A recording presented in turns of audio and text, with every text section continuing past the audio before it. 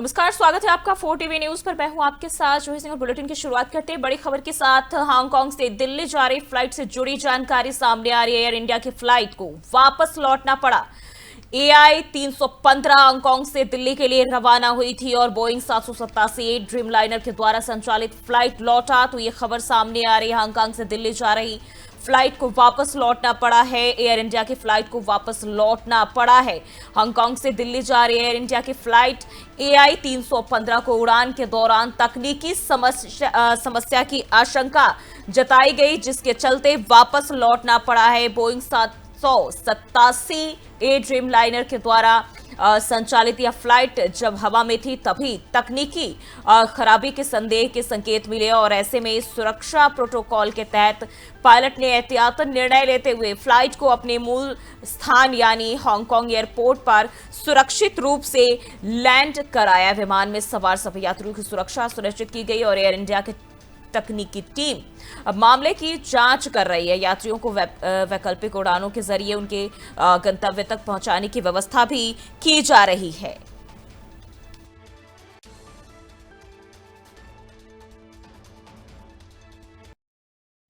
और वहीं साइप्रस के लिमासोल में आयोजित भारत साइप्रस CEO फोरम को संबोधित करते हुए प्रधानमंत्री नरेंद्र मोदी ने भारत की आर्थिक और तकनीकी प्रगति को रेखांकित किया और उन्होंने कहा कि ऐसा 6 दशक के बाद हुआ है कि भारत में एक ही सरकार लगातार तीसरी बार चुनी गई है। वहीं प्रधानमंत्री ने पिछले 10 सालों की उपलब्धियों का उल्लेख करते हुए कहा कि भारत में डिजिटल क्रांति भी आई है और वित्तीय समावेशन दुनिया के लिए एक मिसाल बन गया है। और उन्होंने बताया कि UPI के माध्यम से आज विश्व के कुल डिजिटल ट्रांजैक्शन का 50% भारत में होता है और फ्रांस जैसे कई देश इससे जुड़ चुके हैं। साइप्रस को भी इसमें शामिल करने की बातचीत चल रही है और उन्होंने बताया कि भारत सरकार हर साल $100 अरब से अधिक का निवेश बुनियादी ढांचे के विकास में कर रही है। साथ ही इस साल के बजट में मैन्युफैक्चरिंग मिशन की शुरुआत की गई, जिसका फोकस समुद्री बंदरगाह, शिप बिल्डिंग और शिप ब्रेकिंग जैसे क्षेत्रों में है। नागरिक उड्डयन क्षेत्र की तेजी से हो रही प्रगति का भी उन्होंने उल्लेख किया। प्रधानमंत्री ने यह भी कहा कि भारत के 1 लाख से अधिक स्टार्टअप्स केवल अपने सपने नहीं देख रहे हैं बल्कि समाधान भी बेच रहे हैं। ऐसा हुआ है कि एक ही सरकार लगातार तीसरी बार चुन करके आई है। भारत की डेमोग्राफिक डिविडेंड और टैलेंट से आप भली भांति परिचित हो और आपकी बातचीत में भी इसका जिक्र हुआ है। पिछले 10 वर्षों में डिजिटल रिवॉल्यूशन आया है। फाइनेंशियल इंक्लूजन एक मिसाल बना है। यूनिफाइड पेमेंट्स इंटरफेस यानी UPI के माध्यम से आज विश्व का 50% डिजिटल ट्रांजैक्शन भारत में होता है। फ्रांस जैसे कई देश इससे जुड़े हैं। साइप्रस को भी इससे जुड़ने के लिए बात चल रही है और मैं इसका स्वागत करता हूं। भारत में फ्यूचरिस्टिक इंफ्रास्ट्रक्चर के विकास में हम $100 बिलियन से अधिक का सालाना निवेश कर रहे हैं। इस वर्ष के बजट में हमने मैन्युफैक्चरिंग मिशन की शुरुआत की है। विश्व में वैक्सीन्स, जेनेरिक मेडिसिन्स और मेडिकल डिवाइसेस के मैन्युफैक्चरिंग में भारत वर्ल्ड लीडर्स में से एक है। मैरीटाइम और पोर्ट डेवलपमेंट पर हमारा फोकस है। हम शिप बिल्डिंग और शिप ब्रेकिंग को भी प्राथमिकता दे रहे हैं। इसके लिए एक नई पॉलिसी भी लाई जा रही है। ऐसा हुआ है।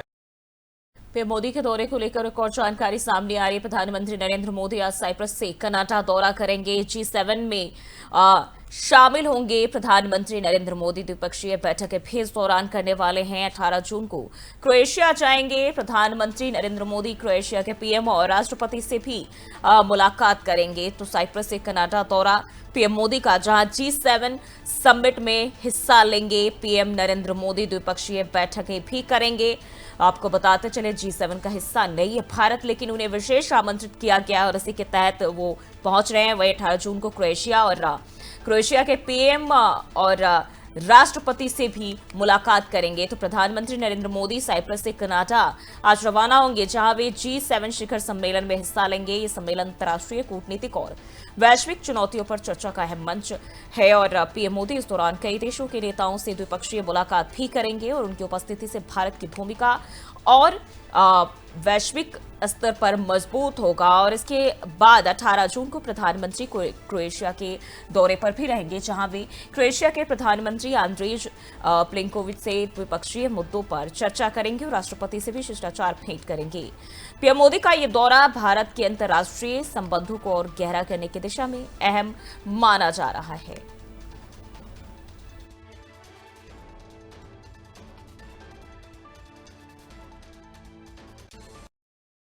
और वहीं कनाडा पहुंचे अमेरिका के राष्ट्रपति डोनाल्ड ट्रंप G7 में शामिल होंगे। G7 शिखर सम्मेलन में ट्रंप की अहम भूमिका होगी। यूक्रेन के राष्ट्रपति ज़ेलेंस्की से भी मुलाकात करेंगे। कनाडा में ट्रंप के आगमन से सुरक्षा व्यवस्था बढ़ा दी गई है। तो ये खबर आपको बताते चले, यूक्रेन के राष्ट्रपति ज़ेलेंस्की से भी मुलाकात करेंगे ट्रंप और ट्रंप के इस G7 शिखर सम्मेलन में अहम भूमिका देखने को मिलेगी। तो इस शिखर सम्मेलन में शामिल होने के लिए अमेरिकी राष्ट्रपति डोनाल्ड ट्रंप पहुंचे कनाडा और यहां सुरक्षा व्यवस्था पूरी तरह से चाक चौबंद नजर आई।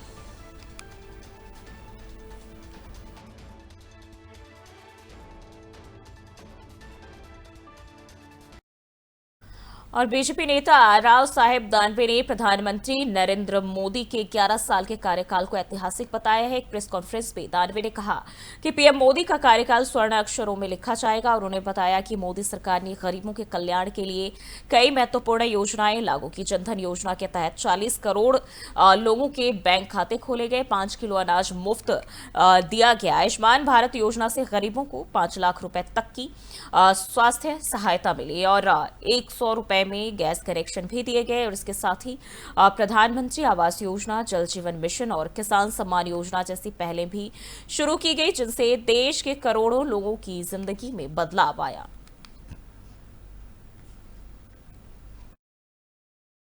सबका विश्वास या संकल्पनेनुसार या देशाच्या प्रधानमंत्र्यांनी कारभार केलेला आहे।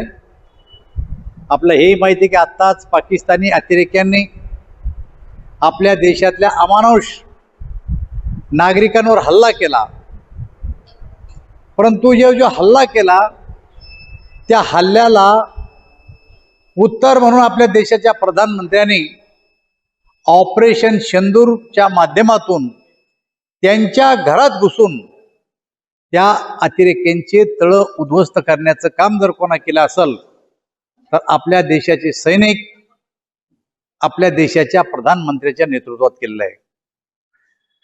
आपल्या देशाच्या प्रधानमंत्र्याच्या कार्यकाळात राम मंदिराची निर्मिती, काशी विश्वनाथ कॉरिडोर मोदी सरकारने विकास। बढ़ते आगे, जनसुराज के संस्थापक प्रशांत किशोर ने झंझारपुर में जनसभा को संबोधित करते हुए कहा कि वो वोट मांगने नहीं बल्कि बदलाव का संदेश लेकर आए हैं। और उन्होंने बताया कि पिछले 2.5 सालों में उन्होंने 5000 से अधिक गांव का दौरा कर जनता से सीधे संवाद किया और उनकी समस्याएं समझी। प्रशांत किशोर ने कहा कि आपने लालू प्रसाद यादव, नरेंद्र मोदी और नीतीश कुमार का शासन देखा है, अब वक्त है बिहार में जनता का शासन हो, जनसुराज का शासन हो। उन्होंने जनता से आह्वान किया कि वे सिर्फ नेताओं के वादों पर नहीं बल्कि अपने अधिकारों के लिए खड़े हो और एक नई राजनीति की शुरुआत करें। उनका ये भाषण बिहार की राजनीति में एक नई दिशा की ओर संकेत करता है। वोट नहीं मांगते हैं, गांव-गांव जाकर हाथ जोड़ रहे हैं, लोगों को एक बात बता रहे हैं, मेरे भाई अगर आप अपने और अपने बच्चों का चिंता नहीं करोगे तो दुनिया में कोई नेता, कोई दल आपके बच्चे का चिंता नहीं करेगा। काहे करेगा? जब आपको अपने बच्चे का चिंता नहीं है तो लालू, नीतीश, मोदी, प्रशांत किशोर आपके बच्चे का चिंता क्यों करेगा? लोग कहता है सब सुनने के बाद ये भैया क्या करें, हम लोग के पास तो विकल्प नहीं था। अब आप आ गए हैं, आप एक नया दल बनाइए, आप आगे आगे चलिए, हम लोग सब आपके साथ चलेंगे। इसीलिए 2.5 बरस पैदल चले, अपना घर परिवार छोड़ के। आप 5 दिन जाते हैं बाबा धाम, आपका हाथ पैर फूल जाता है। हम 2.5 बरस पैदल चले, 5000 गांव में गए, 1 करोड़ लोगों को इकट्ठा किया और जो दल बनाया, जो विकल्प बनाया, उसका नाम है जन सुराज। इसका नाम क्या है? सबको बोलना है, जन। इसका नाम क्या है? इतना आदमी बैठा, आवाज नहीं निकला। नाम क्या है? नाम क्या है? जन सुराज का मतलब क्या? अभी आपको सिखाएंगे गरीबी से निकलने का मंत्र। बढ़ते आगे, लखनऊ एयरपोर्ट पर सोमवार को एक बड़ा हादसा होते होते चल गया जब सऊदी एयरलाइंस की फ्लाइट SP 3112 की लैंडिंग के दौरान उसके पहिए में अचानक तकनीकी खराबी आ गई। पहिए से चिंगारी और धुआं निकलते ही एयरपोर्ट पर अफरा तफरी मच गई। विमान में 250 हज यात्री सवार थे जो सऊदी अरब से लौट रहे थे। पायलट की सूझबूझ और एयर ट्रैफिक कंट्रोल की कार्रवाई से विमान को सुरक्षित रनवे पर उतारा गया। लैंडिंग के तुरंत बाद एयरपोर्ट की फायर ब्रिगेड टीम ने मौके पर पहुंचकर स्थिति को नियंत्रण में लिया। करीब 20 मिनट के भीतर आग पर पूरी तरह काबू पा लिया गया। एयरपोर्ट स्टाफ और सुरक्षा की टीम की तत्परता के चलते सभी यात्रियों को सुरक्षित विमान से उतार लिया गया है। यात्रियों ने राहत की सांस ली और प्रशासन की इस कार्रवाई की सराहना की। एयरलाइंस और एयरपोर्ट अथॉरिटी ने घटना की जांच शुरू कर दी है। फिलहाल किसी भी यात्री के घायल होने की सूचना नहीं है।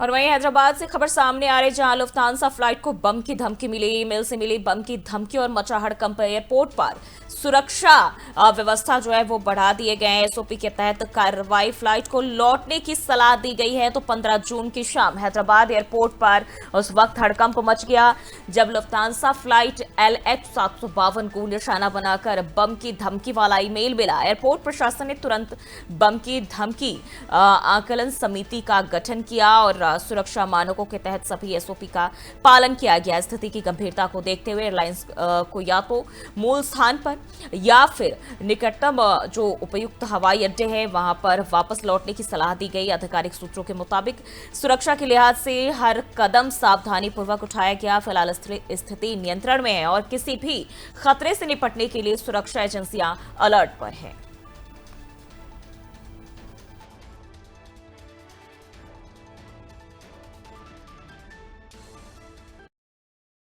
और 12 जून को अहमदाबाद में हुए विमान हादसे की जांच अब अंतर्राष्ट्रीय स्तर पर तेज हो गई है। इस सिलसिले में अमेरिकी विमानन विशेषज्ञ और भारत की विमान दुर्घटना जांच ब्यूरो यानी AAIB के अधिकारी अहमदाबाद पहुंच गए हैं। संयुक्त टीम हादसे की तकनीकी और परिचालन पहलुओं की गहराई से जांच करेगी। विशेष रूप से ब्लैक बॉक्स और कॉकपिट वॉइस रिकॉर्डर के आंकड़ों का विश्लेषण किया जाएगा जिससे हादसे के असली कारणों का पता लगाया जा सके। अधिकारियों का कहना है कि जांच पारदर्शिता और अंतर्राष्ट्रीय मानकों के अनुसार की जा रही है ताकि भविष्य में ऐसी घटनाओं को दोबारा रोकी जा सके।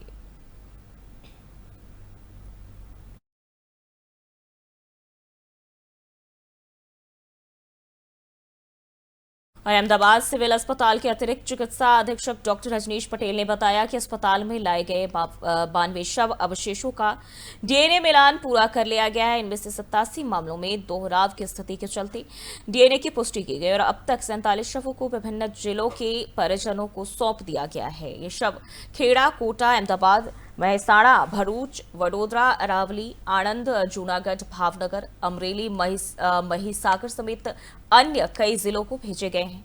डॉक्टर पटेल के मुताबिक ये प्रक्रिया बेहद संवेदनशील और वैज्ञानिक तरीकों से की जा रही है ताकि परिजनों को सही जानकारी और पहचान मिल सके।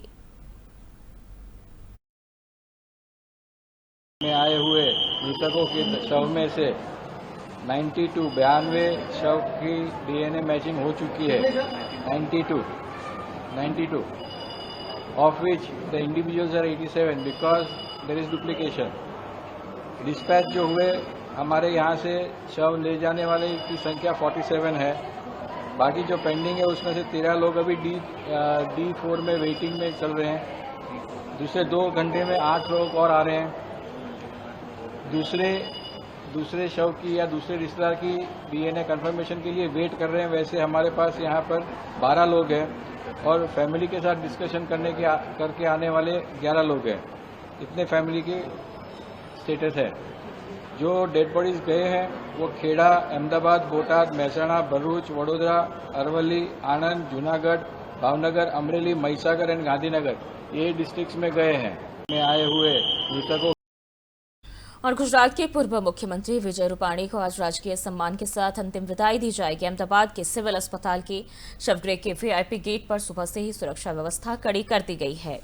राज्य पुलिस के जवान गार्ड ऑफ ऑनर देने के लिए मौके पर मौजूद हैं। पूर्व मुख्यमंत्री के पार्थिव शरीर को कुछ ही देर में उनके परिवार को सौंपा जाएगा। दोपहर तक उनके निवास स्थान पर आम जनता और राजनीतिक हस्तियों के लिए अंतिम दर्शन के लिए रखा जाएगा। शाम को 5 बजे विजय रूपाणी का अंतिम संस्कार राजकीय सम्मान के साथ किया जाएगा। अंतिम यात्रा में राज्य के मुख्यमंत्री भूपेंद्र पटेल, भाजपा के वरिष्ठ नेता, केंद्रीय मंत्री और विपक्ष के नेता भी शामिल होंगे।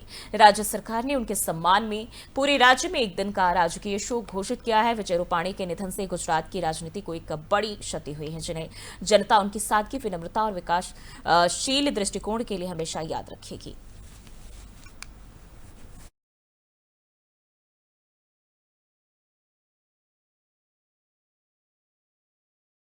और गुजरात के पूर्व मुख्यमंत्री विजय रूपाणी के अंतिम संस्कार की तैयारियां तेज हो गई है। सोमवार सुबह से उनका परिवार गांधीनगर स्थित आवास से अहमदाबाद के लिए रवाना हुआ, जहां उनका पार्थिव शरीर सिविल अस्पताल में उनके घर वालों के सुपुर्द किया जाएगा। इसके बाद पार्थिव शरीर को विशेष विमान के माध्यम से राजकोट ले जाया जाएगा, जहां दोपहर 2 बजे तक पहुंचने की संभावना जताई जा रही है। शाम को 5 बजे राजकीय सम्मान के साथ उनका अंतिम संस्कार होना है। अंतिम यात्रा में मुख्यमंत्री भूपेंद्र पटेल के साथ साथ राज्य के कई वरिष्ठ नेता जो है वो शामिल होंगे और साथ ही साथ राज्य सरकार ने विजय रूपाणी के सम्मान में पूरे राज्य में राजकीय शोक की घोषणा की है।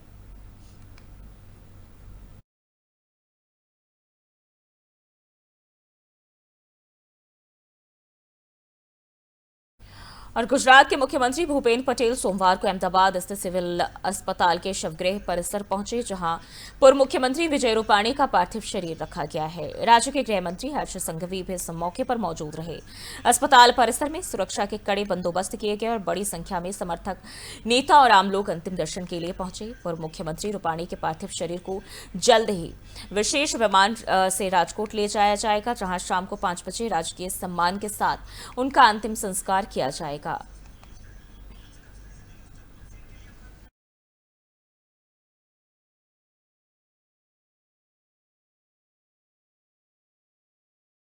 और एयर इंडिया विमान दुर्घटना में जान गंवाने वाले गुजरात के गौरव ब्रह्म भट्ट और कल्याणी ब्रह्म भट्ट के पार्थिव शरीर सोमवार को गांधीनगर स्थित उनके आवास पर लाए गए। जैसे एम्बुलेंस उनके घर पहुंची, माहौल गमगीन हो गया। परिजनों और स्थानीय लोगों की आंखें नम थी और पूरे क्षेत्र में शोक की लहर फैल गई। गौरव और कल्याणी अपने काम के सिलसिले में यात्रा कर रहे थे और जब यह दुर्भाग्यपूर्ण हादसा हुआ, स्थानीय प्रशासन और नेताओं ने पहुंचकर परिजनों को सांत्वना दी है और हर संभव सहायता का आश्वासन भी दिया। वहीं शवों को श्रद्धांजलि देने के लिए आसपास के लोग और रिश्तेदार बड़ी संख्या में उनके घर पहुंचे। अंतिम संस्कार की तैयारियां जो है वो श्मशान घाट पर की जा रही है, जहां राजकीय सम्मान दिए जाने की संभावना है।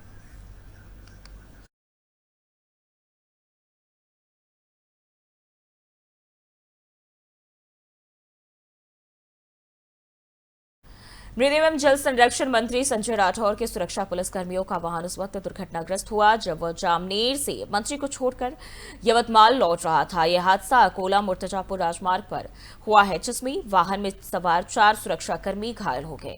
घायलों में चालक अनिल ओंकार, माटपासी एसपीयू यूनिट के फहीम खान, प्रफुल्ल वाल्के और गौतम नाइक शामिल हैं। सभी को सुपर स्पेशलिटी अस्पताल में भर्ती कराया गया है, जहां उनकी हालत स्थिर बताई जा रही है। और घटना की जानकारी मिलते ही मंत्री संजय राठौर स्वयं अस्पताल पहुंचे और घायलों की हालत की जानकारी भी ली।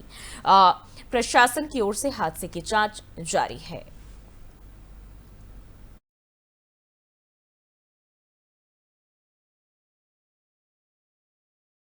पालघर जिले के विक्रमगढ़ पुलिस थाना क्षेत्र में पुलिस ने एक बड़ी कार्रवाई करते हुए 10 किलो गांजा बरामद किया है। कार्रवाई जवार विक्रमगढ़ रोड के यशवंत नगर इलाके में की गई, जहां पुलिस ने रात को 8:25 पर जाल बिछाया था। जवार से आ रहे एक वेरना कार की तलाशी में पुलिस को 2 लाख 5,160 रुपए का जो है गांजा बरामद पुलिस ने किया है और कार में सवार 2 आरोपियों को मौके से हिरासत में भी लिया गया। पुलिस के मुताबिक ये लोग नशीले पदार्थों की अवैध तस्करी में लिप्त थे। फिलहाल आरोपियों से पूछताछ जारी है और मामले की गहन जांच की जा रही है।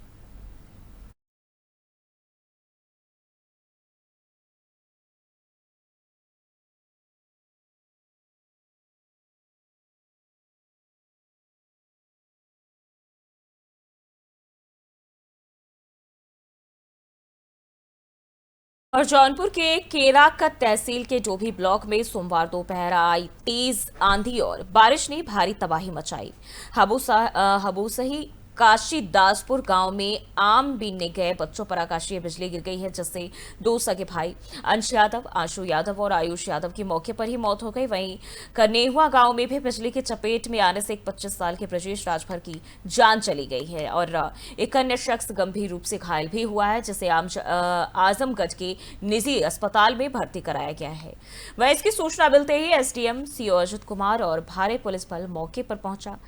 डीएम डॉक्टर दिनेश चंद्र और एसपी डॉक्टर कौस्तुभ ने इसकी घटनास्थल का दौरा किया है। इस मामले की जानकारी मिलते ही और पीड़ित परिवारों को हर संभव मदद का भरोसा दिलाया है। तो ये खबर आपको बताते चले, जहां जौनपुर से सामने आ रही और आकाशीय बिजली का कहर देखने को मिल रहा है और इसमें कई लोगों की जानें भी गई है। तो जौनपुर से ये खबर आपको बताते चले, केराकत तहसील के डोभी ब्लॉक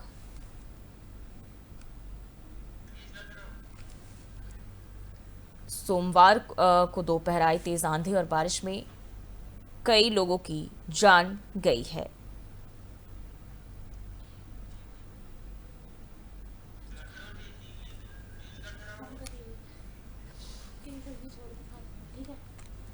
जौनपुर में आकाशीय बिजली गिरने से 4 लोगों की मौत हुई है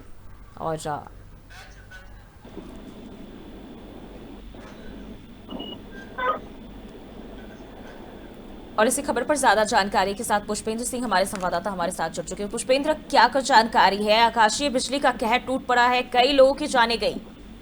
जी जी जी जी आकाशीय बिजली से जौनपुर के डोभी ब्लॉक में और आकाशीय बिजली ने जमकर जो है तांडव मचाया, जिसमें जो है 4 लोगों की मौके पर ही मौत हो गई, जिसमें एक गंभीर रूप से घायल हो गए। और वहीं तत्काल सूचना मिलने पर एसडीएम राजेश कुमार चौरसिया और पीओ अजीत कुमार मौके पर घटनास्थल पर पहुंच गए। और वहीं जो है जौनपुर जनपद के जनता के लिए हमेशा समर्पित डीएम डॉक्टर दिनेश चंद्र व एसपी डॉक्टर कौस्तुभ भी घटनास्थल पर पहुंचे। और सबसे बड़ी बात ये जो है आपको बताऊं कि ये जौनपुर जनपद के डोभी ब्लॉक की सबसे बड़ी त्रासदी है जो है तो तहसील आपका जो आकाशीय बिजली से जो मौत, जिसमें एक ही बाप के जो दो सगे बेटों की मौत हुई है, जिसका नाम एक अंश और एक आंसू है। और वहीं एक उन्हीं के साथ खेल रहा बच्चा जो है वो आयुष है, उसकी भी मौत हो गई है। बिल्कुल, जिस तरीके से देखें ये प्राकृतिक आपदा में इतने लोगों की जाने गई है, अभी प्रशासन की तरफ से किसी तरह की सहायता? जी जी जी जी वही मौके पर जब तत्काल सूचना मिलने पर जो है अपने जौनपुर जनपद की जो है जनता के लिए समर्पित हमेशा जो 24 घंटे अवेलेबल रहते हैं डॉक्टर दिनेश चंद्र जी पहुंचे और वो परिजनों के साथ मिलकर जो है उन्होंने उनको ढाढ़स बताया, बढ़ाया। उसके बाद जो है उन्होंने 24 घंटे के अंदर जो भी शासन और प्रशासन की जो भी योजनाएं हैं जो उनको लाभ दिलाया जा सके, उनको जो लाभ दिलाने का आश्वासन दिया 24 घंटे के अंदर।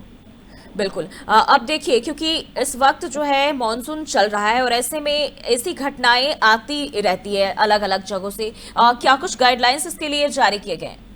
जी जी जी वहीं डीएम डॉक्टर दिनेश चंद्र ने जनता से, जौनपुर की जनता से अपील किया उन्होंने कि कम से कम जो है अगर ऐसी जो है आंधी तूफान है, आकाशीय बिजली जैसे काफी अगर कुछ बिजली अगर कड़क रही है तो मान के चलिए कि आप पेड़ वगैरह के नीचे मत रहिए, किसी घर के अंदर किसी ऐसी जगह पे आप सुरक्षित चले जाइए, जिससे आप जो है अपने आप को खुद बच सके। वही एक चौथी मौत भी वही डोभी ब्लॉक के कनेहुआ गाँव जो बोला जाता है, वहाँ पे ब्रजेश राजभर जिसकी उम्र 25 साल थी, तो उसकी भी मौत हो गई। वहीं उसके साथ एक व्यक्ति जो खड़ा था वो गंभीर रूप से घायल हो गया और उसका इलाज जो है आजमगढ़ जो है निजी चिकित्सालय में चल रहा है। जी जी जी ठीक जी। है, बहुत बहुत शुक्रिया आपका जानकारी साझा करने के लिए। तो ये खबर आपको बताते चले, जहां आकाशीय बिजली गिरने से 4 की मौत हुई है।